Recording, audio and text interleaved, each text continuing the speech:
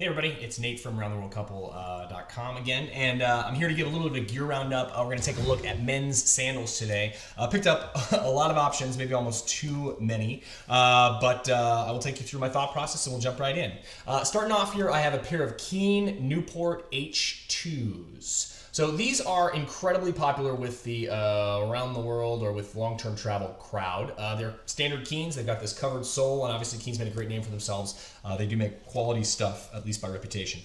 So the reason that people love these is because if you're only going to take one pair of shoes, this really does double as a sandal or as a shoe.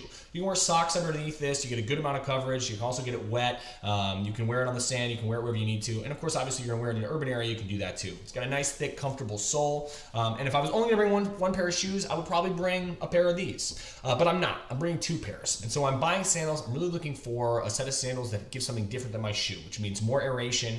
It means more an ability to wear it in warmer environments. And frankly, it also means less weight. So this is 1 pound, 1 ounce per sandal. So this is about 17 ounces, 2 pounds to take these pair of shoes along. In terms of weight and in terms of contrast to the other shoes I have, this just isn't a great option for me. So I think it's a good product, but not what I'm looking for.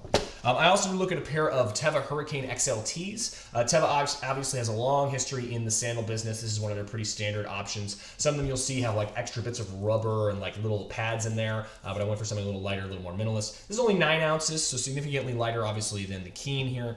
Has an antimicrobial footbed, but Teva, I guess I should say, seems to have the same problem a lot of gear companies do, in my opinion, which is that once they become popular and they widen their market, they start making crappy products. I think it's true with Smartwool. I think it's true with North Face. The performance crowd isn't nearly as profitable as the regular people crowd, and there's more of them.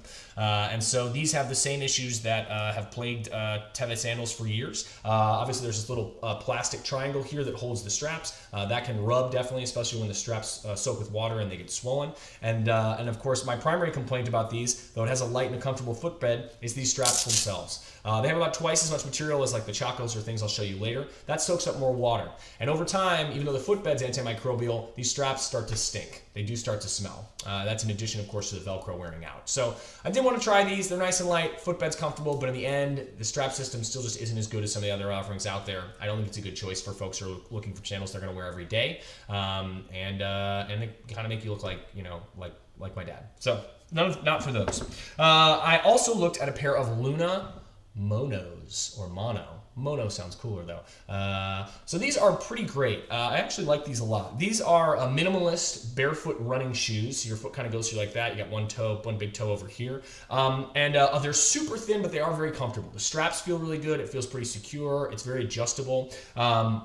It's also actually very repairable on the road. The way this strap system works is derived from basically the way a lot of the third world builds their sandals, which is basically if this strap were to break, you just poke it through a little more and make a knot. And you can just restrap the sandals just like that using the holes that are already present in the sole. These are incredibly light, 4.6 ounces, so just about 9 ounces total for an entire pair of sandals. It's a pretty great deal. They have great aeration. When you have your foot in there, you can lift it up. You get a lot of air on your feet, so great for hot environments. And the real question with this was, did I want something that was this thin and provided so little support?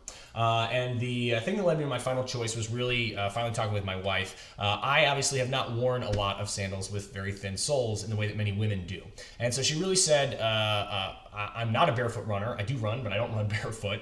And if I haven't built that up, I really probably don't want a pair of sandals to wear 5-6 hours a day with this minimalist sole, no matter how cool and light they may be. So this is a definite choice of saying, hey, the extra weight is probably going to be worth it for comfort. And of course, most of what we're going to be doing is walking and standing around. I'm not going to be going out running. I don't need high performance. I don't need a bag that weighs 5 pounds. And so as great as these are, and as much as I would be interested in trying these for a longer period of time, trying to make the choice for the long-term use that I need, I decided to go with something a little different. So I looked at 2 pairs of Chacos. I'm really only going to show you mostly these. This is the Updraft Ecotread, and these are the ones I ended up going with. I did also grab a pair of Chacos Z-Volve, and before I go into why I chose the Updraft, I just want to make a plea to Chacos and to other sandal companies, which is like, please make some distinction between the lines of sandals that you make. I literally had to email Chacos to say, what is the difference between these sandals? They're both advertised as being lightweight, lighter than the average Chacos, which is the primary complaint people have about Chacos.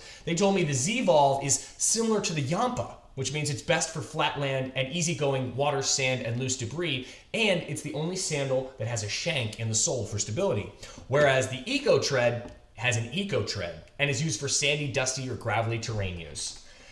It's not clear or mentioned anywhere on the website, so you look at these sandals and it's really incredibly hard to tell what you want. If you were to say, for instance, I want the lightest possible pair of Chacos you have that are good for the largest variety of activities, you wouldn't be able to tell the difference between that and their ones that are designed specifically for water. So my plea to Chacos and other folks is really just make it clear what your sandal is designed to be used for, so you don't have to order 4 pairs or try them all on and figure it out.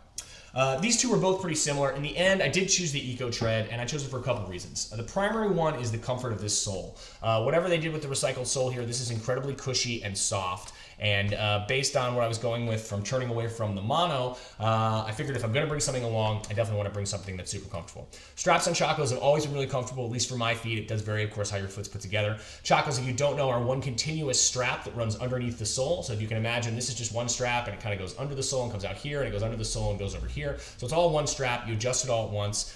They're very thin. They're very light. And in this case, these are almost the heaviest sandals I looked at. They're less heavy than the Keens, but the Keens are obviously full shoes. This is 13.2 ounces per sandal, so that's going to be almost 2 pounds that I'm adding to my pack just with these sandals. And the hope and the concern is, and the idea is that what I'm really looking for is a sandal that I can wear every day, that I can wear in urban environments and in outdoor spaces, something with a stiff, stable sole that's also comfortable and that is going to cushion my bones and my joints over long periods of walking. And so for that reason, I did end up choosing the Updraft, and we'll see how it goes. The primary problem with these, as I said, is the weight, and that's not only in my pack, that's also on a day-to-day basis. I know I had a pair of Z1 or Z2, they're original Chacos sandals, and I didn't wear them for a long time because they were too heavy. I'm also assuming that since I will only have 2 pairs of shoes with me, I will be more inclined to put these on when it's hot, whether they're heavy or not. So in the end, I did go with comfort, and I'm allowing a little bit of weight because of that, and I'll let you know how that decision turns out. Of course, we're going to keep buying stuff. We have so many more things to buy, and we'll keep talking to you about it. And if you'd like to follow us along on our trip, we're going to be leaving January 8th for Cartagena, Colombia, and you can follow us at roundtheworldcouple.com. Thanks a lot.